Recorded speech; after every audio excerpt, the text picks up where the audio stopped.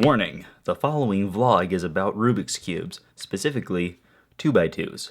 And eggs. Hey guys, you know, it would be really funny if there were someone who learned all about Rubik's Cubes and they only learned stuff from reading it on the internet, they didn't watch any video tutorials or anything, and they just pronounced things like the things that are abbreviations like COLL and EG, they just called them like the way they're spelled. So it's like, oh yeah, I learned for 2x2 I learned full egg, and on 3x3 I usually use coal and apple. I'm thinking about that because I just started learning EG-1 for 2x2. In case you don't know what EG-1 is, basically there's SIL, where you just solve a full layer and then solve the rest in one algorithm.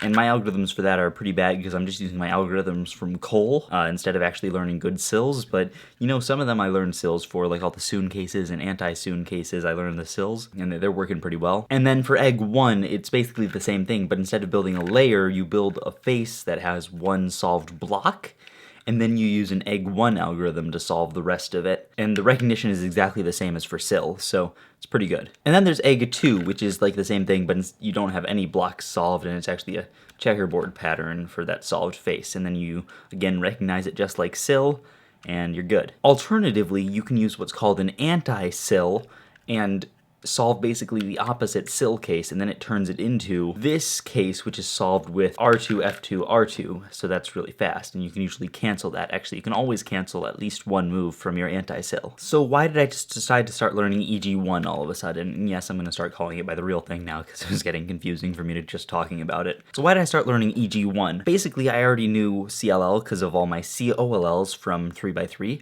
and I was just like, I don't even know what EG-1 is, so I decided to look it up, and then I was like, that looks interesting, and there's only 40 algorithms, I think, so that's not very much, in my opinion, so I just thought I'd learn it. When you're used to doing sets of like 72, 100 algorithms, learning 42 or 40 isn't that bad. And another thing is that 2x2 algorithms are awesome. I love 2x2 algorithms. They're so fast to learn. Every single one of them is just a few moves. Like, you can basically track every single piece to see what's happening. In the past 2 days, I've learned in like 15 cases, and they're actually all sticking in my memory, so that's rare for an alg set for me. Typically, I learn like 2 or 3 algs a day, and I consider that pretty good. I wasn't actually planning on learning it all. I just looked up the algorithms because I was curious, and then I learned one of them, and I was like, that was the easiest thing ever. And then I learned like 8 more. And I'm a completionist, so now I gotta finish it. I actually was a little bit interested in learning 2x2 because 2x2 is basically all about TPS. If you can one look a solve, it's just all about how fast you can execute that. And of course, one looking a solve is pretty difficult, but once you know EG-1 and CLL, it's not that bad. So I figure my TPS is pretty bad on like 3x3. So I figure if I can get really good at turning 2x2 fast, maybe that'll help me increase my TPS on 3x3. So I'm doing the work, I'm getting a better 2x2, I'm learning all the algs, and I'm gonna actually practice this some and hopefully get good at it. This is actually what a lot of people would consider a very good 2x2. It's a Diane original plastic 2x2. I'm not a big fan of it though because I set it up.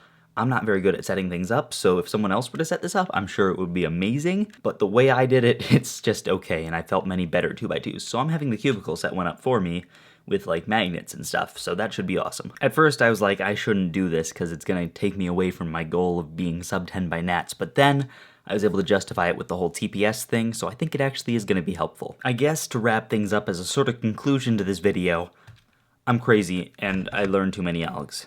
Thanks for watching. I'll see you tomorrow.